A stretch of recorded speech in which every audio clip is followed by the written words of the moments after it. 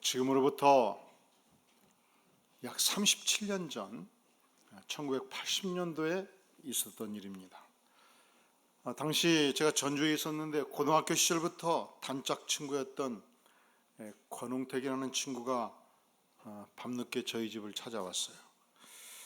그가 결혼한 지 한 2달이 지났을 즈음입니다. 경서봐, 큰일 났다.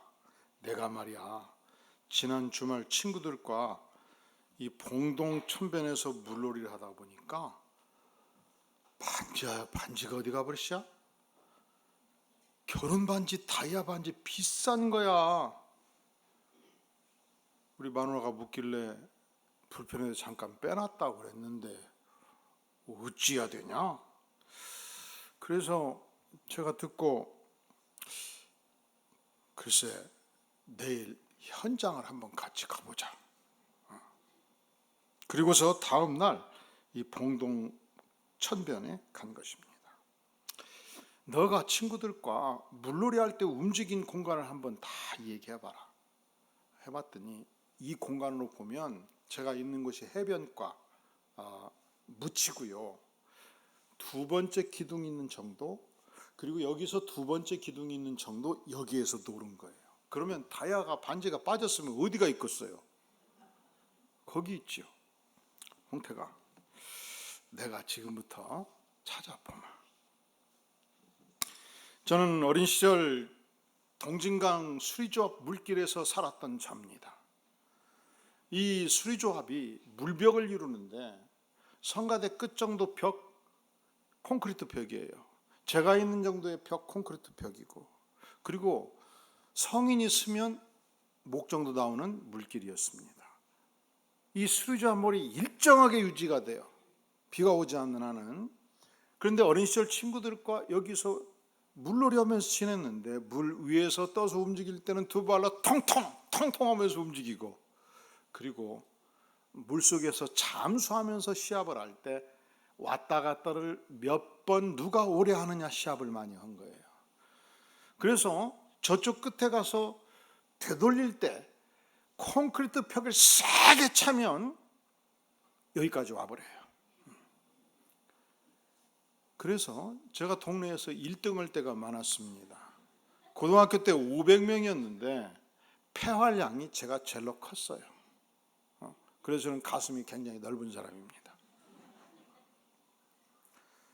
그리고 제 친구한테 얘야, 내가 저 2번째 기둥 있는 그 뒤를 넘어가면 돌로 때려라. 그러면 내가 멈추고 다시 오마 하고서 잠수해서 물밑을 샅샅이 왔다 갔다 10번, 20번, 50번 계속 진행을 하는 것입니다. 한 2시간이 지나니까 이 친구가 손을 들어버렸어요. 얘야, 그래가지고 언제 찾냐? 가서 밥이나 먹자. 응? 제가 뭐 시작하면 적당히 하다 그만두던가요? 난 시작도 안 했거든 지금. 너가 책을 읽든지 찻밭에 차든지 좀 기다려라. 나는 아직 안 끝났다. 그리고서 한참 진행을 하는데 한 30시간 지나니까 갑자기 물속에서 주먹 많은 다이아가 눈앞에 축 들어왔습니다. 손으로 잡았더니 다이아였습니다. 홍태가 드디어 찾았다. 그냥 안 믿어요. 진짜냐? 진짜다. 이 물속에서 걸어 나오는데 이 친구가, 저는 지금 완전히 물에 젖어 있잖아요. 그냥 옷은 입을 채로 달려와가지고 저를 덥석 껴안으면서 고맙다. 이 희색이 만연하는 모습을 엊그저께 만난 것 같이 제가 기억합니다. 이 다이아 반지가 권웅택이라는 친구로부터 떨어져 나갔을 때, 분리되었을 때, 이 떨어지다라는 단어가, 떨어져 나가다는 단어가 오늘 말씀 12절에서 썼던 단어와 똑같은 단어예요. 헬라어 단어가. 12절, 형제들아 너희는 삼가 혹 너희 중에 누가 믿지 아니하는 악한 마음을 품고 살아계신 하나님에게서 어떻게 떨어질까 조심할 것이요 아피스테미를 조심하라 말씀하고 있습니다. 다이아 반지가 내 손에서 떨어져 나가면 하루 발품 팔아서 찾아내면 찾을 수 있지요. 못 찾으면 열심히 석 달, 넉 달 돈 벌어서 다시 사면 되지요. 하지만 우리가 살아계신 하나님으로부터 떨어져 나가면 그것은 영적인 죽음입니다. 지옥입니다. 절망입니다. 문제는 당시 유대 출신 그리스도인들이 두 가지 면에서 엄청난 핍박을 받았습니다. 첫째로 동료 유대인들로부터 너희가 어찌 유대교회에서 예수 믿는 종교로 바꾸었느냐 핍박했고 멸시했고 조롱했습니다. 또한 로마 제국의 통치자들로부터 우리의 신은 황제의 신, 유일한 신인데 어찌하여 예수의 신을 섬기냐, 저들을 체포했고 구금했고 원형 경기장에서 사자와 싸우도록 해서 사자의 밥이 되어서 순교당하는 극심한 핍박을 받고 있었습니다. 이렇게 이 땅에서 예수 믿는다는 이유로 핍박당하고 멸시당하고 순교당할 바야 예수 믿는 거 포기하자, 하나님 믿는 거 포기하자. 여기저기서 배교자들이 나타나기 시작했을 때 히브리 기자가 분연히 붓을 들고 이 하나님의 말씀을 기술하기 시작한 것입니다. 12절 형제들아, 너희는 삼가 혹 너희 중에 누가 믿지 아니하는 악한 마음을 품고 살아계신 하나님에게서 떨어질까 조심할 것이요, 오직 오늘이라 일컫는 동안에 매일 피차 권면하여 너희 중에 누구든지 죄의 유혹으로 완고하게 되지 않도록 하라. 그렇게 말씀하고 있는 것입니다. 여러분, 우리가 예수 믿고 주님을 따를 때 경성하지 아니하면 하나님으로부터 떨어질 수 있어요. 하나님으로부터 분리될 수 있어요. 세상으로 다시 흘러갈 수가 있습니다. 그런데 이렇게 표현하면 장로교 칼빈주의 교리와 충돌한다고 생각할 수 있어요. 우리 교회는 대한예수교회 장로의 합동측입니다. 우리 교회는 칼빈주의 교리 위에 서 있는 교회입니다. 첫째로 인간의 전적인 타락, 우리는 스스로 자신을 구원할 수 없는 타락한 존재입니다. 그럼에도 불구하고 두 번째로 무조건적인 선택, 하나님께서 조건 없이 우리를 선택해 주셨고 제한적 속죄, 예수 십자가를 믿는 자들을 주께서 선택하셔서 제한적으로 선택하셔서 구원에 이르게 하셨습니다. 누구도 불가항력적 은총, 누구도 이 하나님의 은총을 거부할 수가 없습니다. 마지막이 중요해요. 성도의 견인, 따라해 볼까요? 성도의 견인, 성도의 궁극적 구원. 하나님께서 구원하기로 작정한 백성들은 끝까지 견인하셔서 결국에는 구원에 도달하도록 하신다는 사상인데, 한 번 구원받은 성도는 하나님이 끝까지 책임지고 구원한다는 사상인데, 그러면 우리는 구원받은 백성으로서 떨어져 나갈 수가 없는 것이죠. 근데 본문은 무엇을 경고합니까? 그럼에도 불구하고 만일 믿지 아니하는 악한 마음을 품고 믿는 자가 살아계신 하나님에게서 떨어질 수 있다는 거예요. 그것을 조심하라 말씀하고 있습니다. 자, 여기에 두 가지 사상이 충돌하는 거예요. 켈빈주의, 하나님께서 한번 구하는 자는 끝까지 책임지고 구원하신다. 여러분, 이 말씀도 성경에 많은 백업을 받습니다. 요한복음 10장 28절에서 내가 그들에게 영생을 주느니 영원히 멸망하지 아니할 것이요 또 그들을 내 손에서 빼앗을 자가 없느니라. 하나님께서 한번 구원하기로 작정하시면 어떤 사탄도 어떤 세력도 그 영혼을 하나님의 품에서 빼앗을 수 없다라고 말씀하십니다. 요한일서 5장 18절, 하나님께로부터 나신 자가 그를 지키심에 악한 자가 그를 만지지도 못하느니라. 하나님께서 한번 지키시기로 작정하면 끝까지 그분을 하나님께서 지켜주신다는 말씀입니다. 두 번째, 알미니안주의. 구원의 은총을 받았음에도 불구하고 인간이 책임을 다하지 못하면 타락할 수 있고 구원으로부터 벗어날 수 있다는 거예요. 구원받은 사람이라도 인간의 책임을 다하지 못하면 전국적으로 구원을 상실할 수 있다는 것입니다. 그러면 우리가 이 두 가지 사상 중에서 어떻게 이해해야 될 것인가? 여러분, 우리가 한 A라는 교우를 생각해 보십시다. 우리가 같이 경험했던 우리의 동역자입니다. 그는 우리 교회에서 예수를 믿었습니다.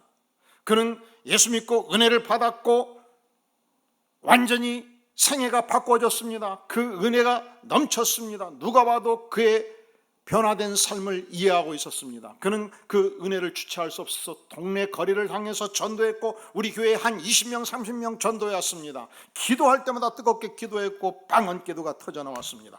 그런데 한 10년 지나서 어느 날 하나님이 없다 하더니 세상으로 흘러갔습니다. 화랑방탕했습니다. 그리고 들려오는 소식이 자동차 사고로 죽었다는 거예요. 그러면 알미니안 주인은 이 인생을 어떻게 이해할 것인가? 하나님께서 구원하셨다. 그런데 인간의 책임을 다하지 못하였다. 그래서 그는 구원을 상실하였다. 그렇게 해석하는 거예요. 우리 켈빈주의는 어떻게 해석하는가? 그는 처음부터 구원받지 못했다는 거예요. 구원받은 것처럼 보였다는 거예요. 그러니까 그를 하나님이 지켜줄 수 없었다는 것입니다. 해석의 문제라는 것이죠. 그렇다면 우리는 이 하나님의 말씀 히브리서 3장 12절 앞에 이 본문을 어떻게 이해해야 될 것인가? 우리가 믿음을 가졌다 할지라도 궁극적인 구원의 문제는 하나님의 선택입니다. 우리가 관여할 수 있는 문제가 아닙니다. 단 내가 예수님을 믿고 따르고 예수님의 은혜를 체험했다 할지라도 결코 하나님에게서 떨어지지 않기 위해서 경성해야 된다고, 깨어 기도하고 하나님을 진실로 섬겨야 된다고 히브리 기자는 하나님의 말씀으로 우리에게 눈물 어린 충고를 하고 있는 거예요. 자, 그렇다면 우리가 하나님으로부터 분리되지 아니하고 하나님으로부터 떨어져 나가지 않기 위해서 우리는 어찌해야 되겠습니까? 첫째로 어떤 교리 때문에 결코 인간의 책임이 약화돼서는 안 된다는 거예요. 하나님은 살아계시죠. 전능하십니다. 우리를 지켜주십니다. 하나님은 낮에도 밤에도 졸지도 아니하시고 주무시지도 아니하시고 나를 지켜주십니다. 이것은 하나님의 주권적인 영역입니다. 그런데 이것만 믿고 캐세라 세라 부어라 마셔라 놀아라, 나는 구원받은 백성이니까 마음대로 살아도 된다, 허랑방탕해도 된다, 아니라는 거예요. 여전히 우리가 하나님 앞에서 감당해야 될 영적인 책임이 있다는 것입니다. 빌립보서 2장 13절에서 너희 안에서 행하시는 이는 하나님이시라 선언합니다. 하나님께서 주관적으로 우리 안에서 행하십니다. 그럼에도 불구하고 바로 전절 말씀에서 빌립보서 2장 12절 그러므로 나의 사랑하는 형제들아 너희가 나 있을 때뿐 아니라 더욱 지금 나 없을 때에도, 따라해 보실래요? 항상 복종하여 두렵고 떨림으로 너희 구원을 이루라. 무엇을 말씀합니까? 하나님이 주권적으로 우리 가운데 역사하십니다. 행하십니다. 그럼에도 불구하고 항상 복종하여 두렵고 떨림으로 그 인간의 책임을 다해서 구원, 여기서 말하는 구원은 성화를 의미합니다. 영적인 성화를 이루어 가라. 이 인간의 책임이 결코 간과되어서는 안 된다. 성경은 말씀하고 있는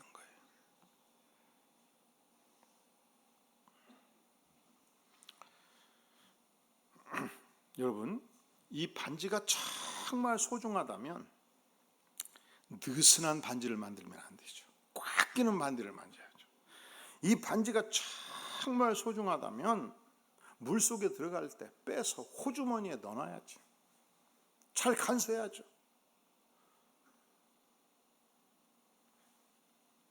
언젠가 누가 시계 비싼 거 사주겠다고 그러길래 해외여행 가면서 절대로 사지 말라고 그랬어요.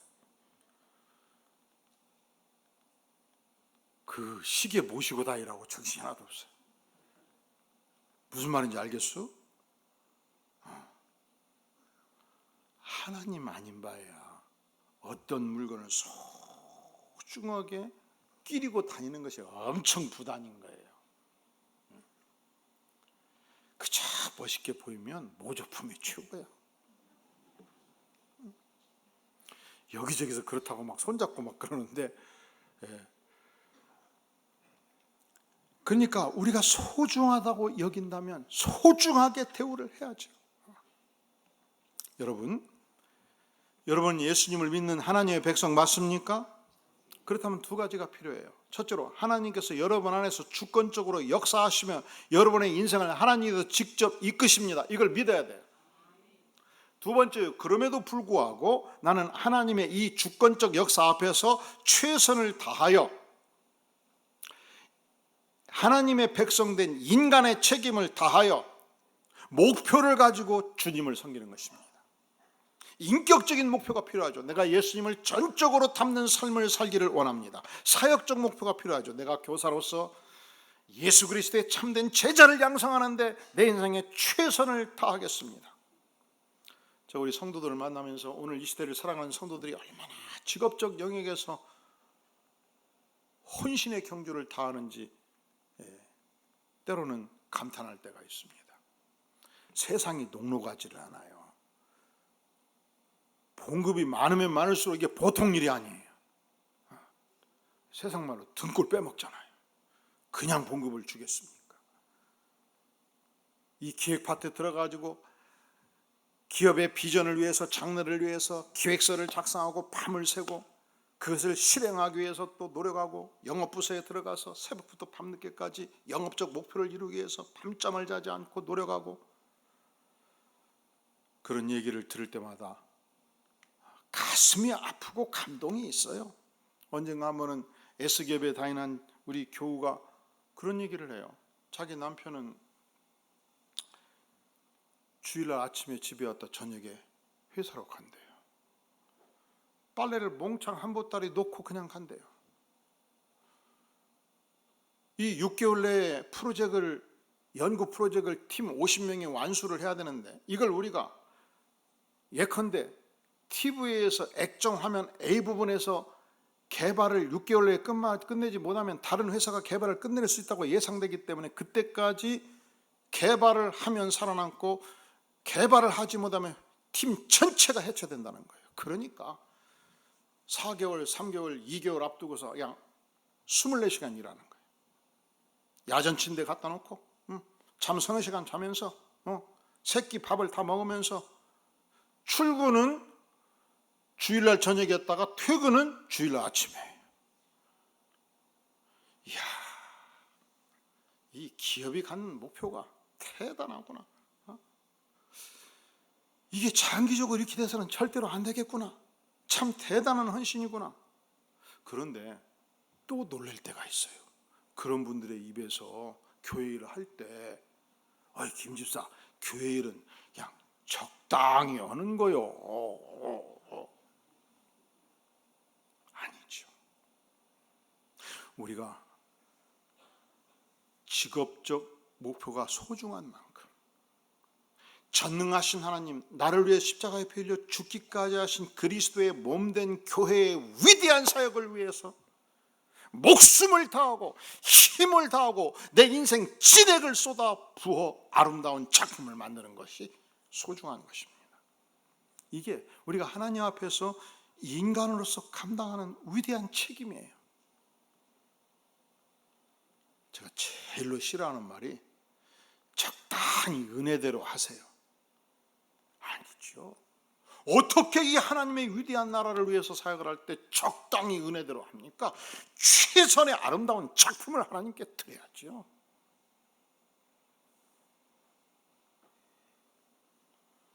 유명한 경영 컨설턴트 중에 브라이언 트레이시라는 인물이 있습니다. 그는 대단히 가난한 집안에서 출생을 했습니다. 그가 돈이 없어가지고 고등학교를 중퇴합니다. 그가 첫 직장이 호텔 주방에서 접시 닦기였습니다. 목재소 직원으로, 주유소 직원으로, 화물선 기사로 온갖 고생을 다 하면서 결국 세일즈맨으로 성공합니다. 그는 오늘날 전 세계에서 가장 인기 있고 강사력이 높은 소위 성공학 강사입니다. 그가 연말이 되면 다음에 100회 이상 세미나 강의 일정이 확정되어 있습니다. 45권 이상의 책을 썼습니다. 그가 세계를 움직이는 10대 인물 중에 한 사람이 되기도 했습니다. 그가 쓴 책 중에 100만 불짜리 습관, 목표 그 성취의 기술, 베스트셀러로 팔렸습니다. 그가 쓴 책에서 이러한 내용을 인용하기도 했어요. 이 하버드대 출신들을 대상으로 연구 작업을 진행한 것입니다. 대학생 시절에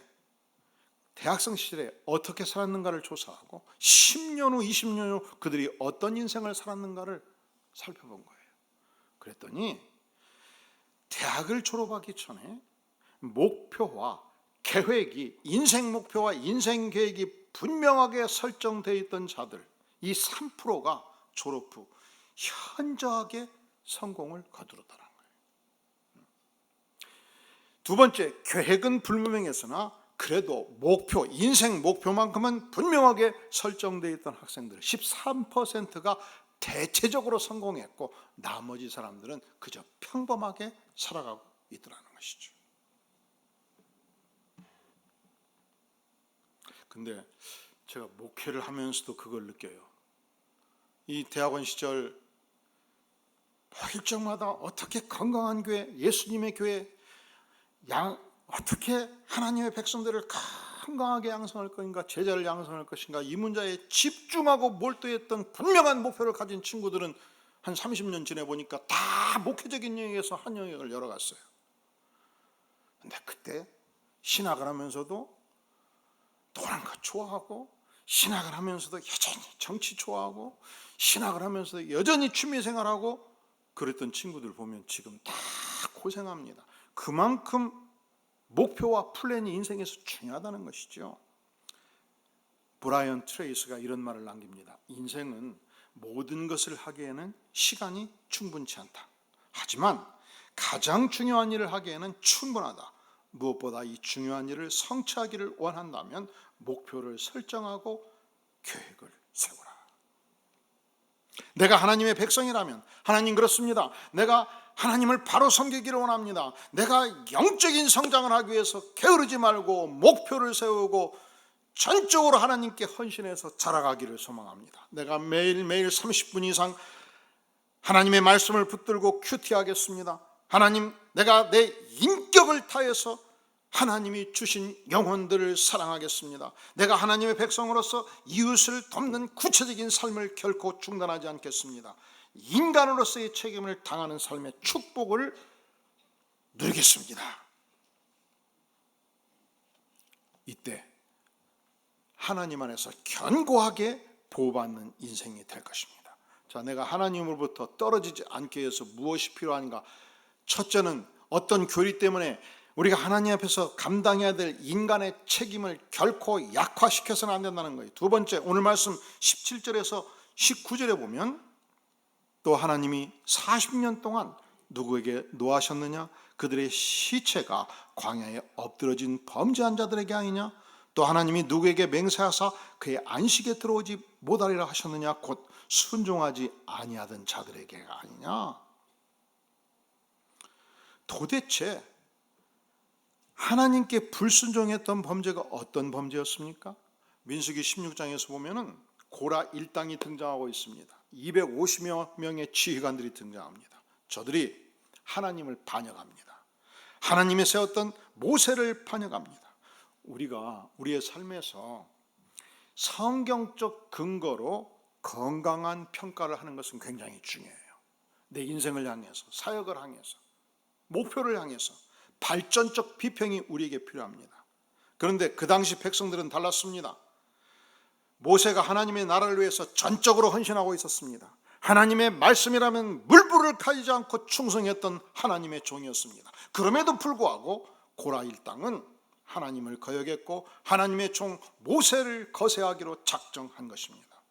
이거를 안 하나님이 대노하셨습니다. 분노하셨습니다. 민수기 17장 32절에 보면은 하나님이 대노하사 땅을 여셨습니다.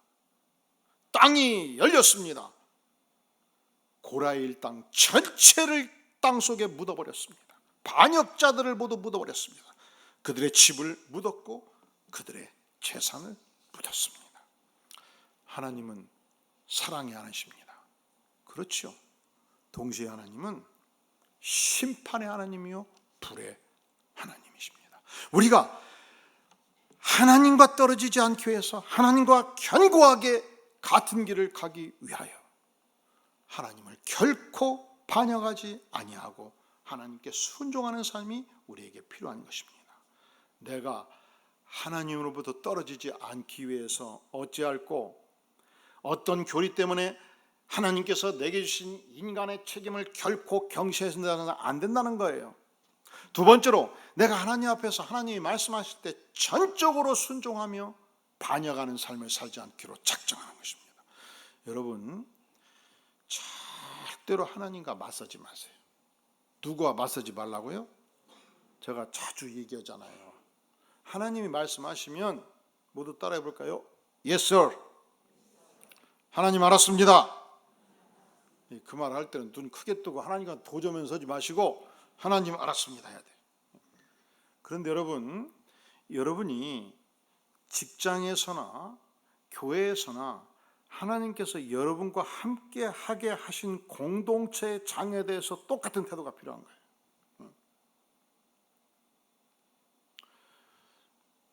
우리의 팀장이, 우리의 목자가 완성된 인격은 아니죠. 하지만 하나님이 세우셨기 때문에 하나님께서 세운 그 종을 향해서 내가 순종할 때 내 인격이 자라가는 것입니다. 그게 인생의 축복이에요. 그걸 뒤엎으면 여러분, 내가 목자를 속을 뒤집고 뒤엎어놓으면 내가 목장 생활이 내가 힘들고 어려워요. 사단이 역사한단 말이죠.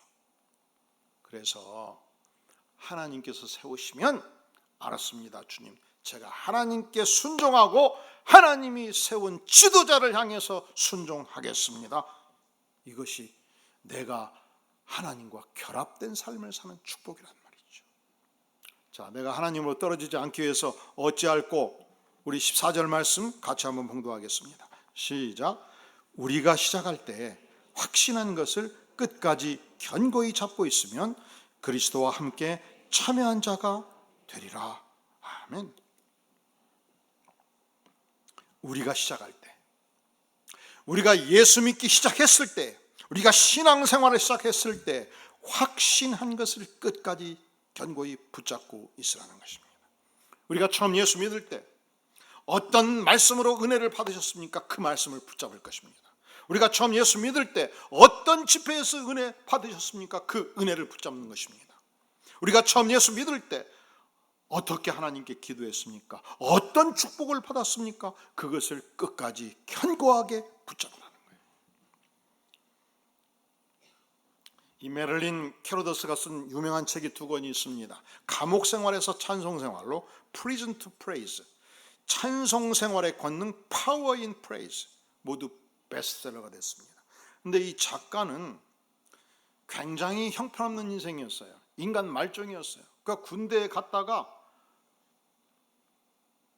너무 군대 생활이 힘들어서 상관이 싫어서 탈영을 했습니다. 도망다니면서 도박에 빠졌습니다. 암시장을 전전하다가 체포되어서 감옥을 가게 된 인간 말종이었습니다. 이제 집안에 이런 형제 하나가 있으면 집안 전체가 힘들어요. 그렇게 평생 허랑방탕하고 깡패 생활을 하면은 형, 동생, 부모, 사촌까지 굉장히 어려워지는. 근데 집안마다 꼭 이런 사람, 이런 사람들이 꼭 끼어 있잖아요. 그러니까 할아버지가 머리가 아팠어요. 할아버지가 이 자석 어떡하노? 응? 그런데 할아버지가 내가 한번 기도는 해야 쓰겠다고 교회 가가지고 하나님께 기도를 시작했는데 기도가 이랬습니다. 하나님, 손자만 3사람 만들어 주시면 제가 줄담배를 끊겠습니다. 도와주시옵소서. 하루에 2갑, 3갑 피는 체인 스모커였거든. 여러분, 이 50년 담배 핀 체인 스모커가 담배 끊는다니까 하나님도 깜짝 놀란 거예요. 이거 보통 기도가 아니다. 이 담배가 마약이거든요. 제가 대학 1학년 때 1년, 2년 담배를 폈는데 지금도 한 45년 지났는데 옆에 담배를 누가 피고 지나가면요, 냄새는 싫어요. 그래서 피해 다녀요. 근데 한번 쳐다볼 때 머릿속에서 어떤 생각이 스치는지 압니까? 잠깐 한 번만 빌려달라고 할까? 이게 첫째로 하나님이 무서워도 안 피우는 부분이 있지만, 두 번째로 내가 만약에 다시 피면 뭐가 문제냐? 다시 끊을 때 그 고통이 말할 수가 없는, 그래서 안 피는 거예요. 몇 년 지났는데도 지금도 그래요. 마약이거든 이게. 그러니 하나님이 놀라지 않겠냐고. 그래서 하나님께서 은혜를 주셨어요. 감옥에서 회심을 한 것입니다. 예수를 믿은 것입니다. 개과천선한 것입니다.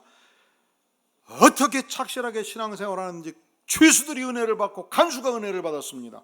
그리고 간수의 배려로 신학을 공부하게 된 거예요. 통신으로 책을 읽고 시험을 보고 신학을 공부를 해서 그가 군복에 지원하게 된 것입니다. 기적적으로 그가 2차 대전 당시에 공군 국목이 되었습니다. 하나님께서 그에게 영적인 능력을 주셨습니다. 기도할 때마다 기적이 일어났습니다. 그런데 그가 처음 믿을 때 은혜 받은 말씀이 범사에 감사하라였습니다. 그럼 이 말씀 그대로 산 거예요. 다 뭐 싫은 사람을 만나도 하나님 범사에 감사하였으니 감사합니다. 하나님 이 싫은 사람을 통해서 또 좋은 일을 주실 줄로 믿습니다. 모두 한번 따라해 볼까요? 이 싫은 사람을 통해서도 좋은 일을 주실 줄로 믿습니다. 할렐루야. 그리고 껴안아 주기 시작한 거예요. 무조건 감사하고 범사에 감사하고 나쁜 일을 만나도 하나님 또 이 나쁜 일이 지나가면 좋은 일을 주실 줄로 믿습니다. 하나님 감사합니다. 그렇게 본인이 그대로 살았을 뿐만 아니라 상담을 할 때마다 남편이 알쪽 중독자예요. 알코올에 중독되면 때로는 칼 들고 달라들 수 있어서요. 내가 죽을 뻔했어요. 그런데 상담을 이렇게 하는 거예요. 성도님, 그래도 남편이 살아있는 걸 감사하세요. 찬양하세요. 그래서 상담하다가 사람들이 막 뛰쳐나가요. 당신이 인간이냐고. 한 번은 멱살을 주기도 해요. 그래도 여전히 그는 제 남편이 실직했고요, 그냥 살림을 팔아먹으면서 술 먹어요. 죽겠어요. 그래도 남편이 있는 것이 얼마나 감사합니까? 감사 찬양하세요. 직장 상사가 아주 혹독해요. 다른 사람보다 업무량을 3배를 줘요. 나를 쫓아내고 작정 같아요. 아이고 성도님 감사하세요. 직장 상사가 능력을 3배로 인정하니 얼마나 감사합니까? 내가 자살 직전이라고요. 하나님께 감사해야지. 찬양해. 자살은 무슨 찬양. 그래서 뺨을 치고 가는 거예요. 당신이 도대체 무슨 상담을 그렇게 하냐고. 문제는 그리고 집에 갔을 때 상담 받은 자들이 누워도 범사에 감사하라, 앉아도 범사에 감사하라, 알코올 중독자가 있어도 살아있는 것으로 감사하라, 감사하라, 감사하라. 이게 귀에 들리니까 자다가 앉아서 기도하고 감사하고, 걷다가 앉아서 감사하고 찬양하고, 그러면서 본인이 바꿔지고, 알코올 중독자 남편이 바꿔지고, 직장 상사가 바꿔지고, 찬양과 감사를 통해서 하나님께서 어떤 기적을 이루었는지 책을 썼는데 그 책들이 베스트셀러가 된 것입니다. 그렇습니다. 아무리 힘들고 어려워도 하나님의 주권을 믿고 하나님을 찬양하고 하나님을 감사할 때 기적이 일어나는 줄로 믿습니다. 여러분은 처음 믿을 때 어떤 말씀, 어떤 감동, 어떤 은혜, 어떤 축복을 받았습니까?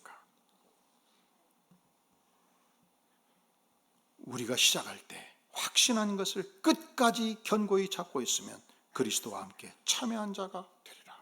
우리가 하나님의 백성으로서 주님이 오시는 그날까지 살아계신 하나님을 꼭 붙잡고 이 하나님으로부터 결코 떨어지지 않는 위대한 인생 되기를 간절히 바랍니다. 어떻게 그것이 가능합니까? 우리가 하나님의 주권만 믿고 멈춰서는 안 된다는 거예요. 하나님께서 내게 주신 인간의 책임을 최선을 다해서 지키고 수행하고 하나님을 섬기는 것입니다. 어떤 경우에도 하나님을 향해서 하나님이 세운 지도자들을 향해서 반역하지 아니하고 순종의 축복을 누리는 것입니다. 하나님께서 우리에게 주신 참 말씀을 붙들고 순종해서 진정 하나님 나라에 입성하는 위대한 백성들 될 수 있기를 주의 이름으로 축원합니다. 기도하겠습니다. 하나님, 그렇습니다.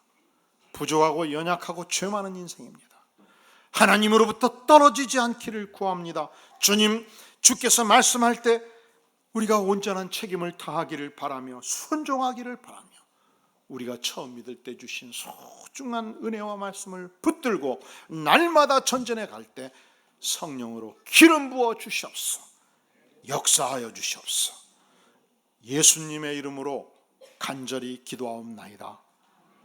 아멘.